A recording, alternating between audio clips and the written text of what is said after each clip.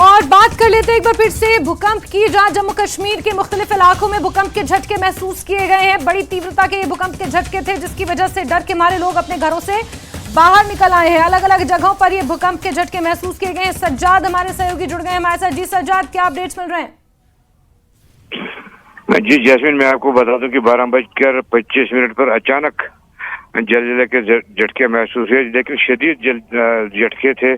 क्योंकि बारामूला कस्बे में आप देख रहे हैं विजुअल्स में सारे लोग जो,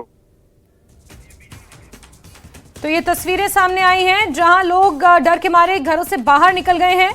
तेज भूकंप के झटके महसूस किए गए हैं। गौरतलब है कि 4 और 5 सेस्मिक जोन पर ये पूरा इलाका पड़ता है। हिमालयन स्टेट का ये पूरा इलाका 4 और 5 सेस्मिक जोन पर आता है। इस वजह से जब भी इस तरह के तेज भूकंप के झटके महसूस किए जाते हैं, डर का खतरा यहाँ पर लोगों के मन में और बढ़ जाता है, जिस वजह से आप देख सकते हैं लोग अपने घरों से, दुकानों से बाहर निकल आए हैं।